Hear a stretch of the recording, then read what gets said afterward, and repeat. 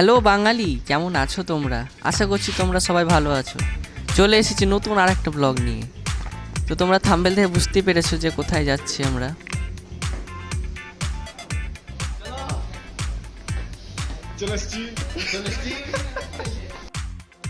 এখন বাজে 4:30। সবাই মিলে এখন ট্রেন ধরবো, তাই মণিগ্রাম স্টেশন এসেছি। তো অনেক দিন পরে বন্ধুরা মিলে ঝাড়খণ্ড প্ল্যান করেছি ঘুরতে যাওয়ার জন্য, তাই আজকে বেরিয়ে পড়েছি সবাই মিলে। আজকে ঝাড়খণ্ড যাওয়ার জন্য সবাই খুবই এক্সাইটেড, দেখতেই পাচ্ছ তোমরা সবাই। এই যাত্রায় সঙ্গী হিসেবে আছে মীর, সোমেশ, রনি, প্রণব, বিমানেশ আর রাহুল। এখন অন্ধকার, বাইরে কিছুই দেখা যাচ্ছে না।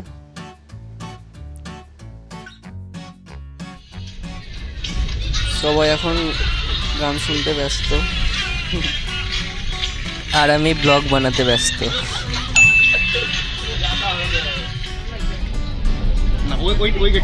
কিছুক্ষণ পরে দেখা যাচ্ছে সকাল হয়ে গেছে। এই ভোরের সৌন্দর্য সাক্ষী রইলাম আমরা সবাই মিলে। দারুণ একটা সৌন্দর্য।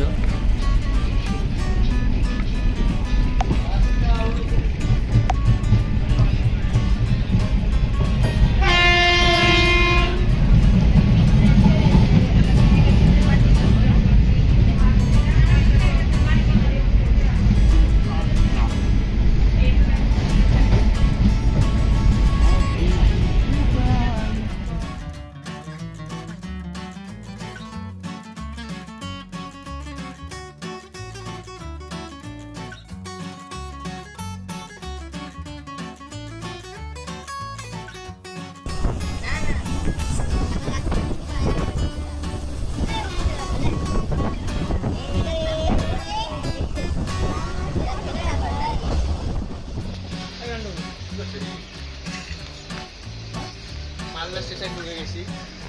অরিন্দম, তোর ভিডিওগুলো তো তুই ভয়েসটা ঠিক হয়। কিছুক্ষণের মধ্যেই সকালও হয়ে গেল। সূর্যর বেশ তেজও আছে আজকে দেখছি। এদিকে আমাদের মীর শুয়ে আছে।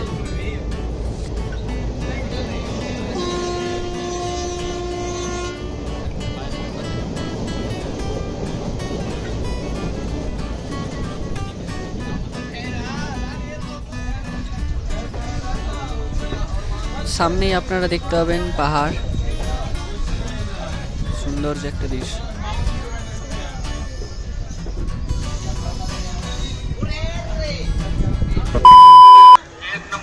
তো আমরা এখন বারারওয়া স্টেশনে নেমে গেছি। এখন আস্তে আস্তে যাওয়া যাক।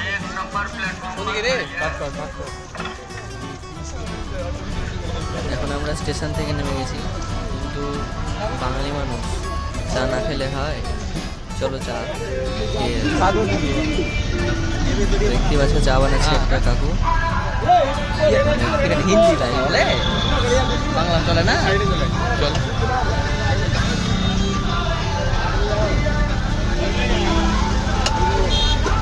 এই গানটার জন্য কি কপিরাইট আসবে বুঝতে পারছি না।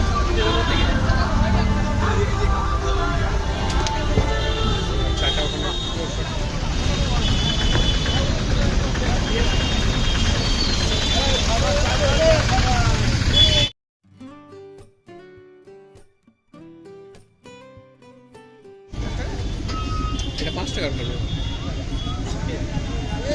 গোল্ড জানি, গোল্ড দিছে।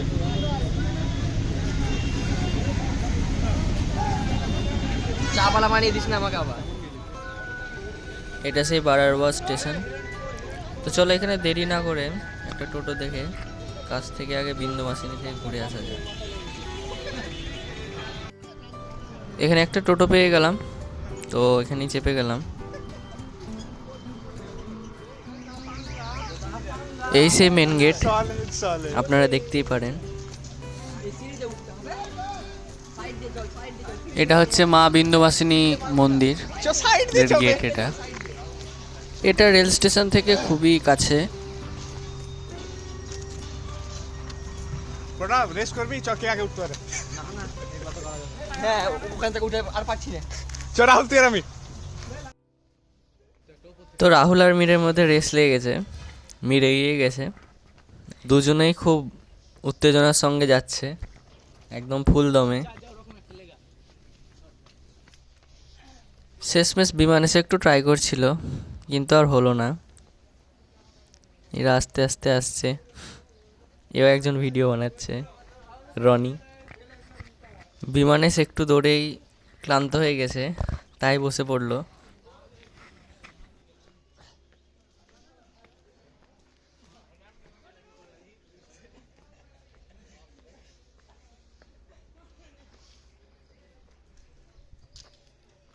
মন্দিরটা বেশ বড়, তোমরা দেখতেই পারো, বিরাট একটা এরিয়া জুড়ে মন্দিরটা।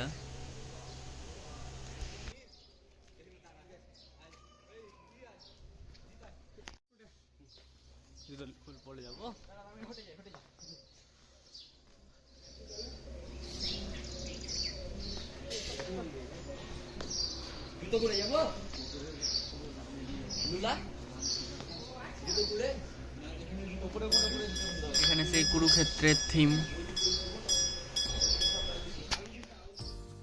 মন্দিরটা পুরো এখন দেখলাম না, সরাসরি চলে এলাম বিন্দুবাসিনী পাহাড় দেখতে।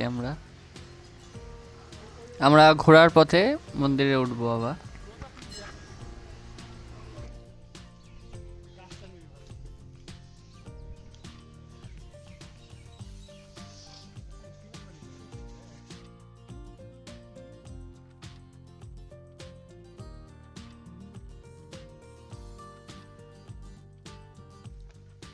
বললো যে ওই মন্দিরটা পুরোটা একজনের খরচা।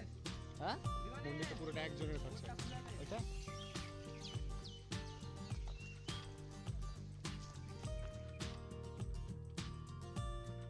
তো বন্ধুরা, তোমরা দেখতেই পারো এই সেই বিন্দুবাসিনী পাহাড়, আর সামনেই দেখা যাচ্ছে একটা বজরংবলীর মূর্তি আছে, দূর থেকেই বড় লাগছে অনেক। সোমেশ প্রচুর এক্সাইটেড দেখছি। যাই হোক, আগে পাহাড়টা দেখি এখান থেকে, তারপরে ওখানে যাওয়া যাবে। তো অপরূপ সৌন্দর্য।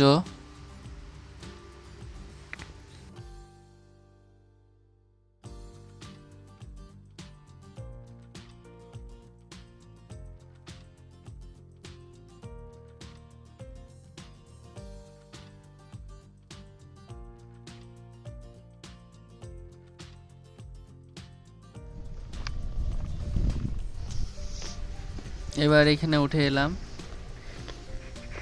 তো সামনে দেখতেই পারো দারুণ একটা ভিউ পাহাড় থেকে। আমরা মনে হচ্ছে টপে আছি। সামনে বজরংবলী, বিরাট একটা স্ট্যাচু।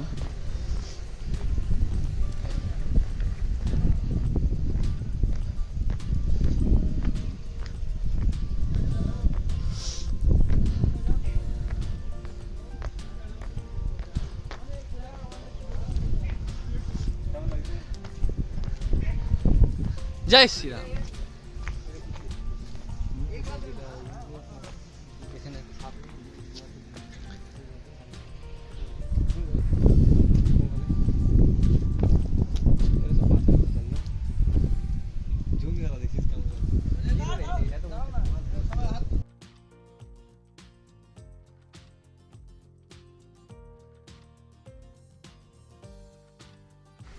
কিছুক্ষণ আসতেই দেখি এইখানে সব ফটোগ্রাফি শুরু হয়ে গেছে, সবাই পোজ দিচ্ছে, ফটো নিচ্ছে। রাহুল আমাদের ক্যামেরাম্যান, সোমেশ দাঁড়িয়ে আছে লাইনে ছবি তোলার জন্য।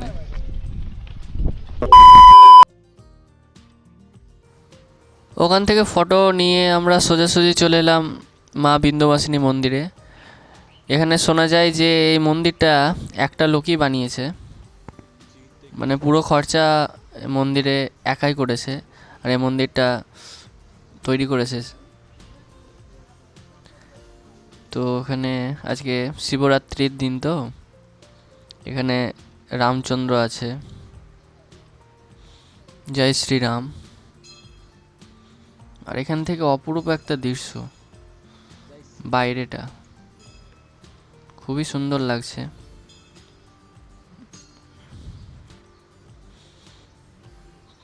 উপরেও দারুণ চিত্র আছে।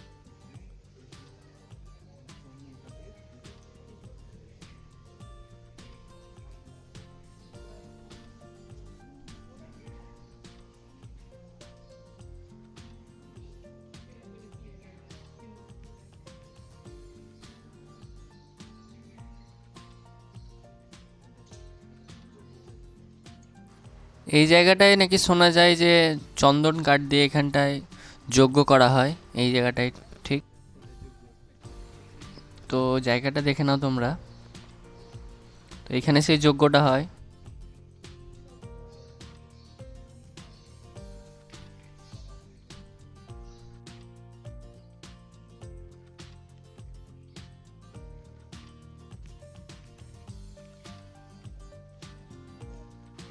এই মন্দিরটা বিশাল একটা আকার, অনেক দেবদেবীর মূর্তি এখানে দেখা যাচ্ছে। এক একটা ঘরে এক এক রকম মূর্তি।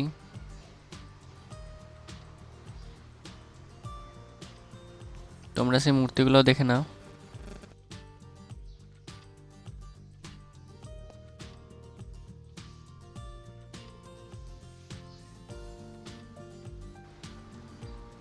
এইখানে একটা মূর্তি,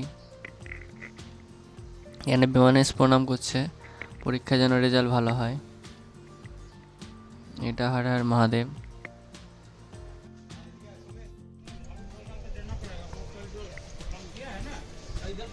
ওখান থেকে আমরা সাইডে গেট দিয়ে এলাম।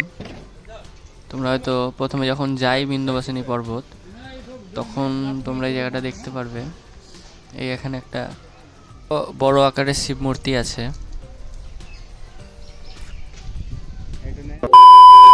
এখন গাড়ি চলে এলো আমাদের, এখন আমরা সাইট সিনের জন্য বেরোচ্ছি। তো এবার পুরো ভিডিওটা দেখো, আশা করছি তোমাদের সবাইকে ভালো লাগবে। আর যদি ভিডিওটা ভালো লেগে থাকে অবশ্যই ভিডিওটাকে লাইক করতে ভুলবে না।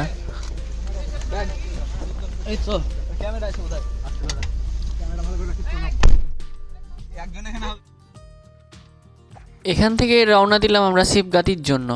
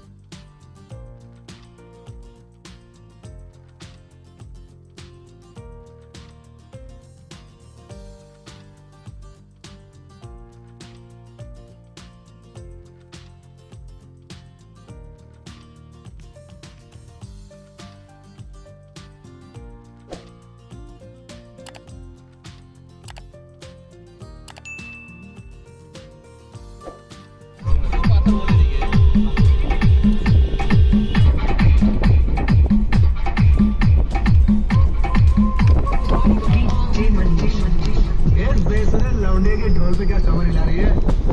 मैं ढोल बजाता हूँ, तू नाच।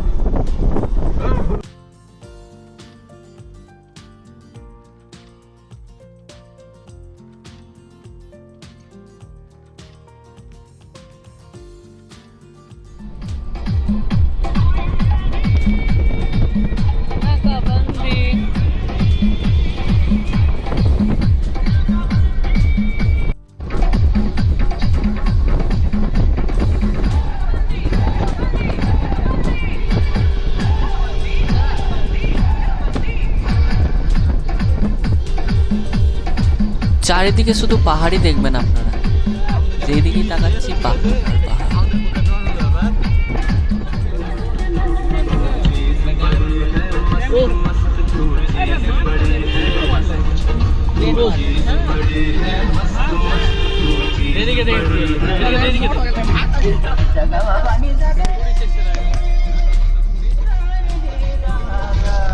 Tourist spot.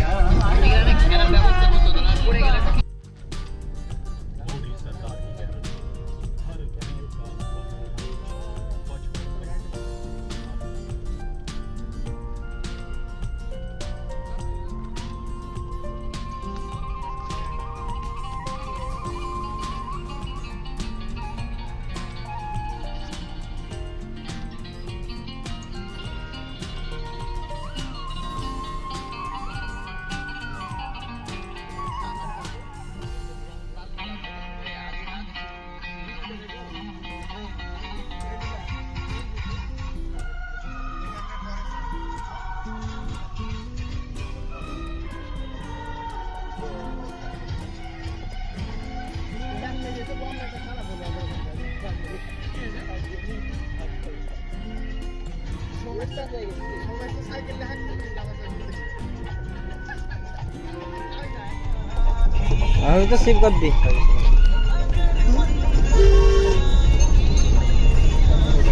কোন নম্বর সঙ্গে পাঠিয়ে দেবো 15 নম্বর সঙ্গে হ্যাঁ 15 নম্বর সঙ্গে লাইন আপ রাউজেল যা এটা রাস্তা লাইন আপ খেলা খেলা নাকি রাউজেল যা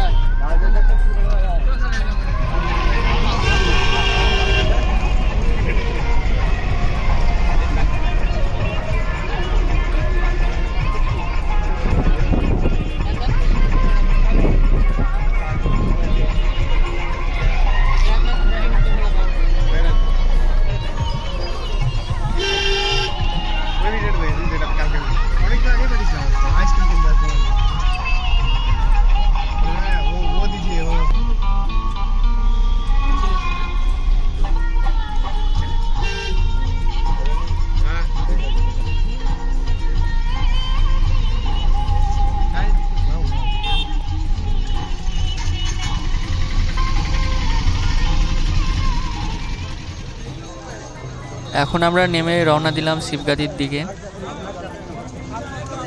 আর কিছুক্ষণ এখানে পায়ে হেঁটে যেতে হবে।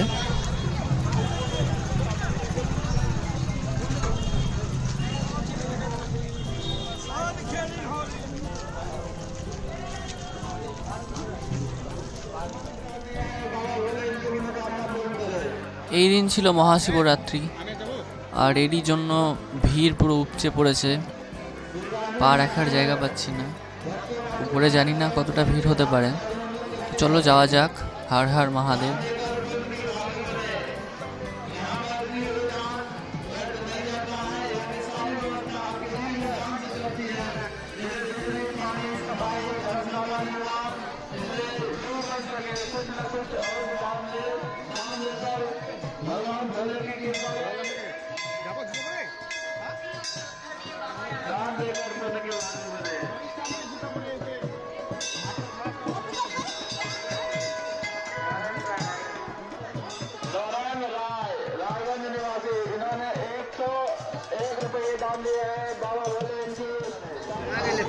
প্রিয় দর্শক, তোমরা দেখতে পারো এই পাহাড়ের ভেতরেই আছে আমাদের মহাদেব। তো আস্তে আস্তে যাওয়া যাক। আর কিন্তু প্রচণ্ড ভিড়, প্রচণ্ড ভিড়, আমি ভিডিও নিতে পারবো না ভালোভাবে।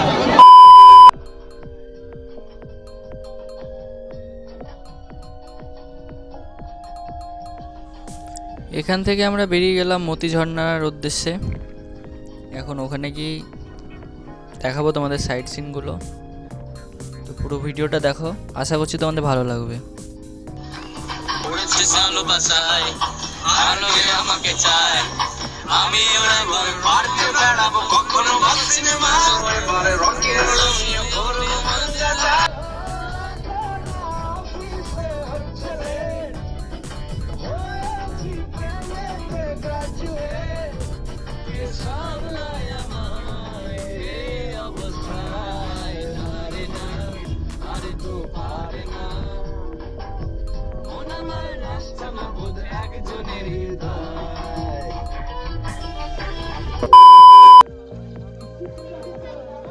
প্রিয় দর্শক, আমরা এখন মতি ঝর্ণার উদ্দেশ্যে পৌঁছে গেছি। দেখতে পাচ্ছ চারিদিকে পাহাড়, একটা সুন্দর ভিউ। ওই দেখো সামনে মতি ঝর্ণা। এইখান থেকে কিছুটা হেঁটে যেতে হবে, তাহলেই আমরা পৌঁছে যাব।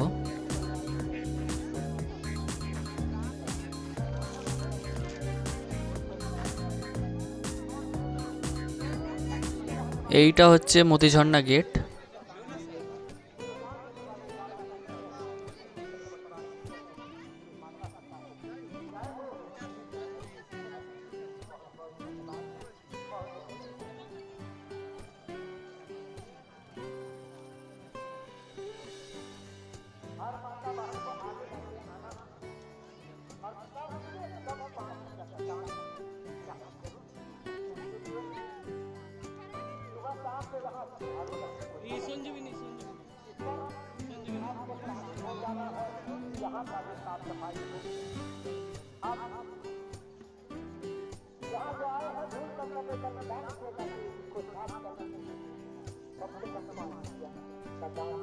এটা আছে মহাভারতে, এটাই মহাভারতে আছে।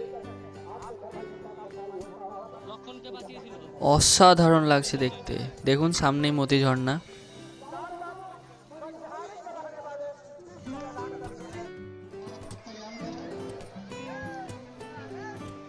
সামনে যে মন্দিরটা দেখছেন না, ওটা পাহাড়ের নিচে মন্দিরটা আছে।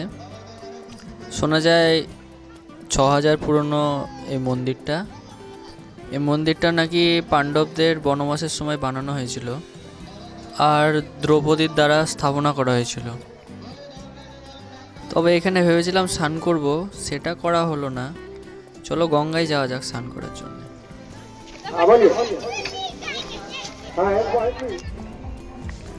ওখান থেকে সরাসরি চলে এলাম কানাস্থান বলে জায়গাটার নাম। তো পাশেই গঙ্গা আছে। এখানে আমরা স্নান পর্ব সেরে নিয়ে মন্দিরের দিকে যাব আর তোমাদের দেখাবো।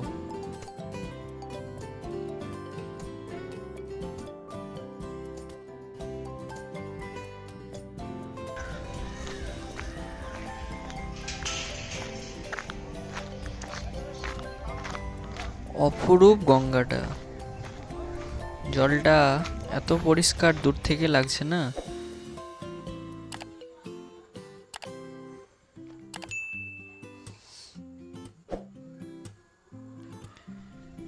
এখান থেকে মির একটু দেখে নিচ্ছে, হেয়ার স্টাইল করে নিল। ওই দূরে সেই মন্দির ইস্কন, যাই হোক। তো জায়গাটা খুবই সুন্দর আর মনোরম।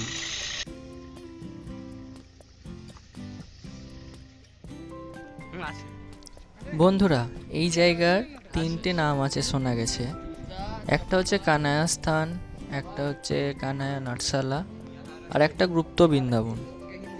তো শোনা যায় এখানে কৃষ্ণ ভগবান এবং রাধা 500 বছর আগে এখানে রাসলীলা হয়েছিল এই স্থানটায়। আর আমরা জানি কোথাও গেলে তার পদচিহ্ন পাওয়া যায়, সেটা এখানে রাধা এবং কৃষ্ণের পদচিহ্ন আছে। সামনে গিয়ে তোমাদের দেখাচ্ছি সেটা।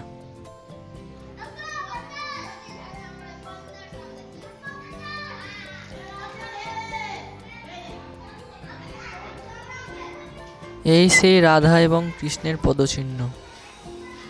ডান দিকেরটা রাধার এবং বাম দিকেরটা কৃষ্ণের। এবং পাশে দেখছেন আর একটা পদচিহ্ন, এটা হচ্ছে চৈতন্য মহাপ্রভুর।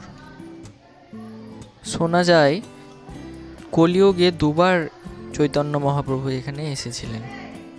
একবার যখন গয়াতে পিণ্ডদান দিয়ে এসেছিলেন, তখন এই জায়গাটায় তিনি থেকেছিলেন, এবং দ্বিতীয়বার রামকলিধাম থেকে বৃন্দাবন যাচ্ছিল তখন।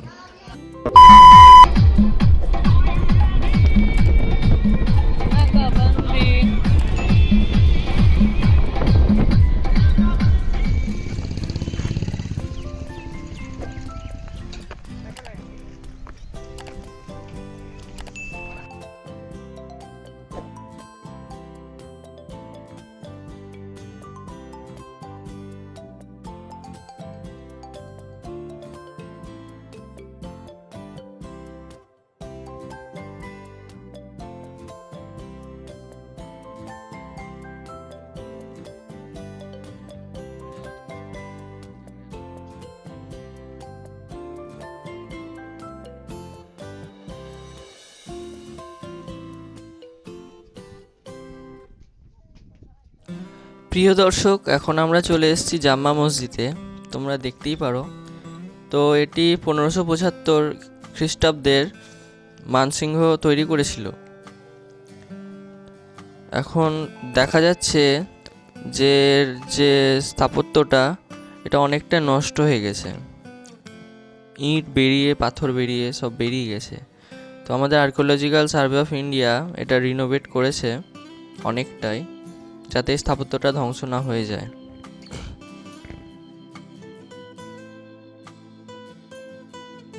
পুরোটাই দেখা যাচ্ছে ইটের কাজ, আর নিচের দিকে দেখছিলাম কিছুটা পাথরের কাজ আছে, বাকি সব ইটের কাজ।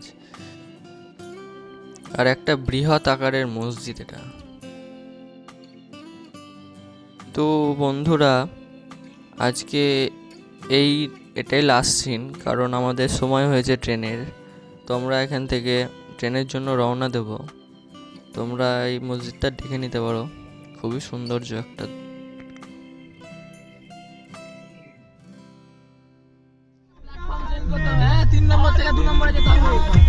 সূর্য ডোবার পরেও দেখতে অসাধারণ লাগছে এই প্রকৃতি।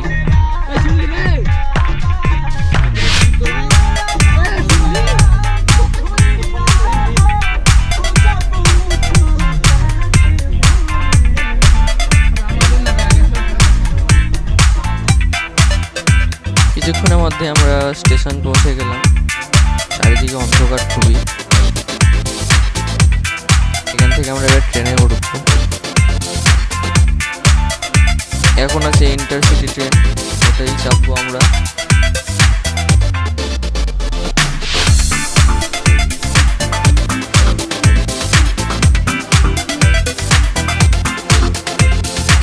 আমরা এখন ট্রেনে চেপে গেছি। তো এরপরে আমরা যাব ফারাক্কা স্টেশন, ওখান থেকে কাটিহার এক্সপ্রেস ধরে মণিকপুর যাব। বেশি ভিডিও বড় হবে বলে আর দেখাইনি। তো আমরা এখন কাটিহার এক্সপ্রেসে চেপে গেছি ফারাক্কায় নেমে। তো এবারে ডাইরেক্ট মণিগ্রাম যাব, ওখানেই নামবো। এখন সবাই খুবই টায়ার্ড, এদিকে মিরেও একদম টায়ার্ড হয়ে বসে গেছে।